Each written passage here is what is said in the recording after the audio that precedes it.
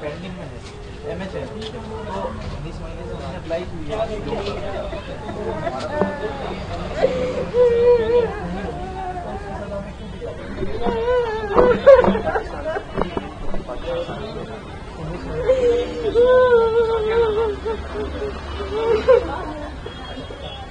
मुझे वापस किया जा रहा है। मेरी क्या गलती है, मेरा क्या कसूर है, मुझे किस बात की सजा दी जा रही है, मुझे बस इतना जवाब जानना है। करता कोई है, भरता कोई है। तो आप कितने टाइम पहले यहाँ पर आई थी? मैं सितंबर में आई थी, अक्टूबर में मैंने शादी करी थी इनसे यहाँ पर आकर। तो आपके पास क्या वीजा वगैरह लॉन्ग टर्म वीजा जो होता है वो मैंने जमा करवा रखी थी, पेंडिंग पर थी, अभी मिला नहीं? अभी इन्होंने दिया नहीं। इतने महीने हो गए, सारे हमने रूल्स फॉलो करे इनके, लेकिन फिर हमें किस बात की सजा दी जा रही है, बस मुझे ये जानना है। तो अब यहाँ पर आप आए हैं, क्या बोला गया है, कब तक? वो कह रहे हैं ऊपर से ऑर्डर है, ऊपर से ऑर्डर है। तो आप कितना टाइम में आपको वापस भेजने के लिए कहा जा रहा है? कल आज बोल दिया कि चले जाओ। आपकी लास्ट ईयर ही शादी हुई है सितंबर में? ये अक्टूबर में 12 अक्टूबर को शादी की है। तो लॉन्ग टाइम वीजा अभी तक इन्होंने नहीं दिया। इसमें हमारा तो कसूर नहीं है ना, इनको तो अप्लाई करना चाहिए ना। अब जिनका नहीं है उनको भेज रहे हैं, जिनको मिल गया उनको नहीं भेज रहे हैं। अब जिनका नहीं है उनका क्या कसूर है? तो आप क्या वहाँ से वीजा पर आई थी? मैं भी वीजा पर ही आई थी, वीजा लेकर आई थी। कितने टाइम के लिए? सितंबर में। नहीं, कितने टाइम का वीजा? हमारा 1.5 महीने का वीजा था। अच्छा, 1.5 महीने का वीजा। 1.5 महीने के बाद वीजा वो एक्सपायर हो गया। फिर मैंने शादी कर ली थी ना। अब ये लोग मुझे लॉन्ग टर्म वीजा देते हैं, लेकिन अभी तक दी नहीं इन्होंने। इतना परेशान कर रहे हैं। हम वीजा इतनी मुश्किलों से लेकर आए, 7 महीने में तो हमारी वीजा ही आई थी। हमें वीजा मिलने में भी बहुत मुश्किल है। बताएं हमारा क्या कसूर है इसमें? जो आते जाते उनका क्या कसूर है? उनके लिए तो कोई चीज निकाले ना ये। एक सवाल ये है कि जिस तरह से पहलगाम में हुआ और सर देखिए, उसमें तो हमारा कसूर नहीं है ना, उसमें तो हम लोग नहीं है, उसमें तो हमारा कसूर नहीं है। मैं तो कहती हूँ जिसने किया है गलत बहुत हुआ है, जिसने किया उसको सजा दो। हम पब्लिक का क्या कसूर है? हमें क्यों घसीटते हो इन चीजों में? बस मुझे इस बात का करना है जवाब। तो अब आप वापस कैसे जाएंगे? फ्लाइट से जाएंगे या फिर वाघा बॉर्डर से? बस से फिर वाघा बॉर्डर। इंडिया में आके आपने डॉक्यूमेंट्स अभी तक कोई नहीं बनाया आपका? अभी तक कोई नहीं बनाया, क्योंकि मैं वेटिंग पर थी, पेंडिंग पर थी। सर अपना नाम बता दीजिए। मेरा नाम रिजवान है। रिजवान जी, आपकी वाइफ को वापस जाने के लिए कहा जा रहा है, ये बताइए क्या बातचीत हुई आपकी पुलिस के साथ? मेरी बातचीत यही हुई कि मैंने अप्लाई करवाया था, LTP करवाया था अपना, इनका वीज़ा बढ़वाने के लिए। वो पूरा नहीं हो पाया प्रोसेस जो होना चाहिए था। उन्होंने जब मैं अंदर गया पुलिस में तो उन्होंने बोला कि हमारे हाथ में नहीं है, ये ऊपर से ही ऑर्डर आया, सरकार ने ऑर्डर करा, ये इनको जाना ही पड़ेगा। सर ये तो गलत है ना। देखो ये मेरी वाइफ है, ठीक है ना, वाइफ है मेरी, बीवी है, प्रेगनेंट है। बताओ इसका बच्चा वहाँ पे कैसे होगा ये बताओ? और सरकार क्या गारंटी दे रही है कि कब तक आएगी वापसी है? क्या करना है इसका? जो भी हुआ वहाँ पे कश्मीर में, जो भी हुआ बहुत गलत हुआ, उनके परिवार के साथ बहुत गलत हुआ, मैं मानता हूँ। हमारा भी दिल दुखा हुआ है, लेकिन इसका जो इनका दिल दुख रहा है, इनका क्या? मैं सरकार से ये अपील करना चाहूँगा। अप्लाई आपने किया हुआ था, अभी तक मिला नहीं है? देखिए मेरी 12 अक्टूबर को यहाँ पे शादी हुई थी, इनसे करी थी मैंने। फिर उसके बाद 2 महीने के बाद यहाँ पे मेरी वेरिफिकेशन हुई थी घर पे पूरी अच्छे से, तसल्ली से सब से। उसके बाद फिर इन्होंने कुछ भी नहीं करा, ना मेरे को LTP दी लॉन्ग वीज़ा बढ़ाने के लिए, ना कुछ दिया। अब 6 महीने के बाद ये वापसी जा रही है एकदम अचानक ही। तो इसमें हमारी क्या गलती है सर, आप ये बताइए, हमारी गलती क्या है? हमारी जिसने न करा वो तो उस पर मनुष्य मारा, जिसने करा बहुत मेरे मुंह से गाली निकली, जो भी करा गलत करा। जिन परिवारों के साथ करा हमें भी बहुत दुख है, लेकिन इसमें हमारी क्या गलती है, इनकी क्या गलती है, इन लोगों की क्या गलती है? पेंडिंग में है, MH है, तो इस महीने से उन्होंने अप्लाई किया।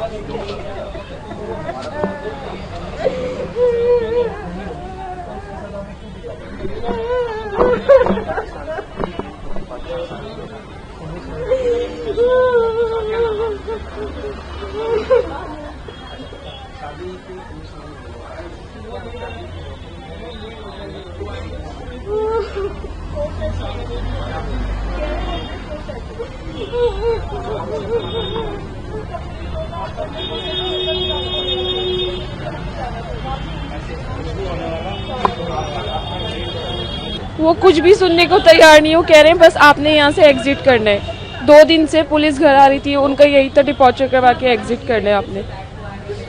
तो आप कितने टाइम पहले इंडिया आई थी और कब शादी? 19 मंथ्स हो गए मेरी शादी को। मेरा लॉन्ग टर्म वीजा भी अप्लाई हुआ है MHA में, वो कहते हैं अंडर प्रोसेस है 19 मंथ से। अच्छा, 19 मंथ पहले शादी हुई थी आपकी।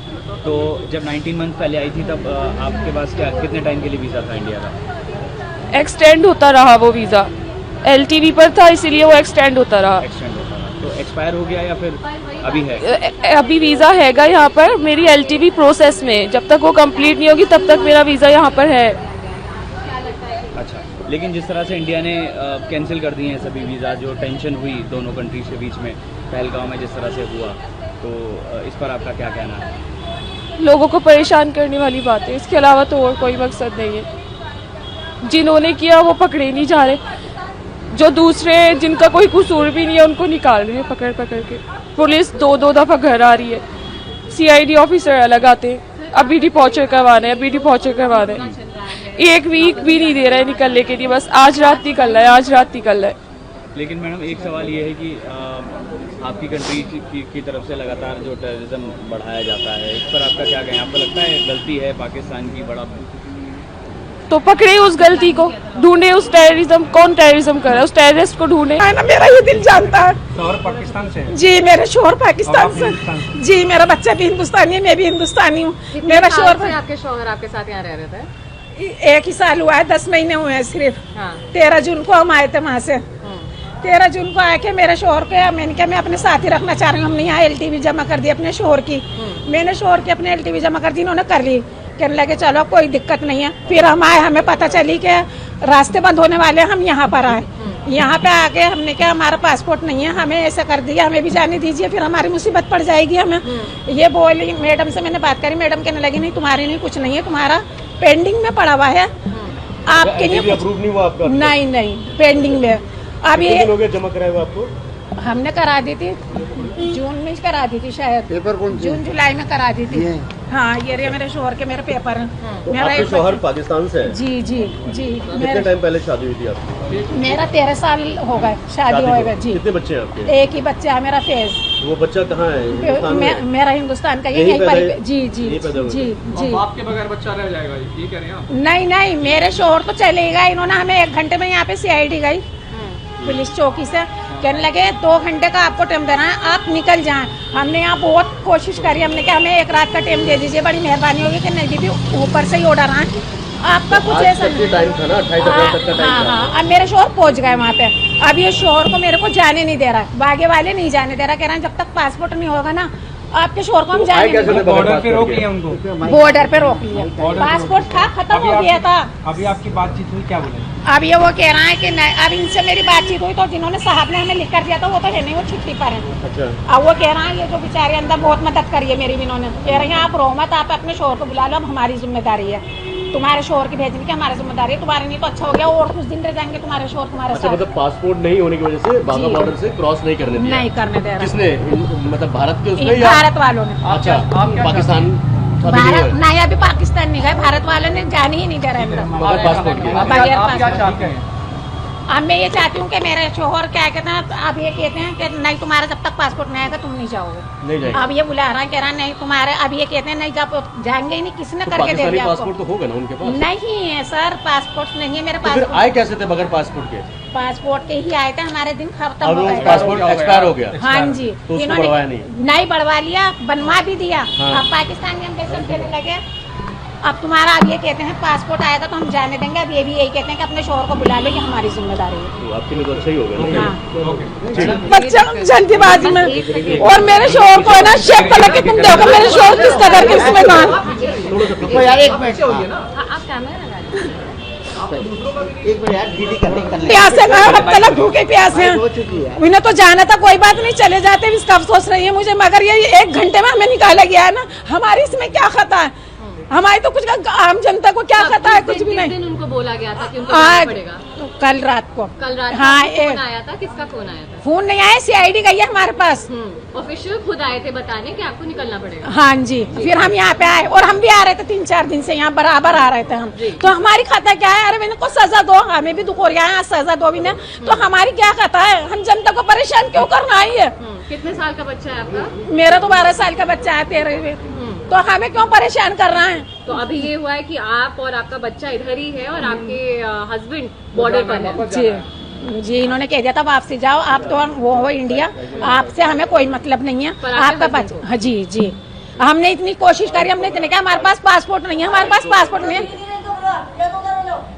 हमें 1 दिन का दे दो टाइम, सिर्फ 1 दिन का। इन्होंने 1 दिन का भी टाइम नहीं दिया हमें। जी आप ही की मदद के लिए आए हैं और किसके लिए आए हैं? जी मैडम अपना नाम बता दीजिए। रानी। रानी जी, आप यहाँ दिल्ली पहुँचे, क्या दिक्कत आ रही है आपको, क्या समस्या है? हमें दिक्कत कुछ नहीं थी, हम ये चाह रहे थे कि हमारा शोहर हमारे साथ रहे। मेरा बच्चा बहुत रोता था, हम अपने पापा को अपने साथ ही रखेंगे हम। बहुत हमें परेशानी हो रही थी और पाकिस्तान के हालात भी सही नहीं थे, तो हमने कहा चलो हमारा बच्चा भी रोता है, एक ही बच्चा है मेरा, मैंने कहा मेरा बच्चा है, मैं भी अपने शोहर के साथ रहूंगी। अब इन्होंने 1 घंटे में मेरे शोहर को बस 1 घंटे में निकल जाओ, इतनी मुसीबत से हमें बस मिली, इतनी मुसीबत से हमने 3 बसें वो करी, पहले वहाँ की करी इसकी जलंधर की, फिर जलंधर से वहाँ की अमृतसर की करी, अमृतसर से फिर ऑटो करा। अब वो कहते हैं नहीं, जब हम अब तुम्हारे शोहर को नहीं जाने देंगे। आपके शोहर क्या पाकिस्तान से? हाँ जी, अच्छा, पाकिस्तान से। मेरे शोहर मैं यहाँ की हूँ। आप यहाँ के? जी, मेरा बच्चा भी यहाँ का है। आपकी कितने टाइम पहले शादी हुई थी? 13 साल पहले। 13 साल पहले? हाँ जी। 13 साल से कैसे रह रहे थे? बस ऐसे ही आ रहे थे, जा रहे थे वीजा पे। 5 साल तो फिर ये लॉकडाउन में वहीं पर ही रहा है मेरा शोहर। लॉकडाउन हो गया था, आने जाने रास्ता बंद हो गया था। 5 साल के बाद आए थे, तो अब ये झगड़े हो गए। तो क्या उनके पास पाकिस्तानी पासपोर्ट नहीं है? नहीं है।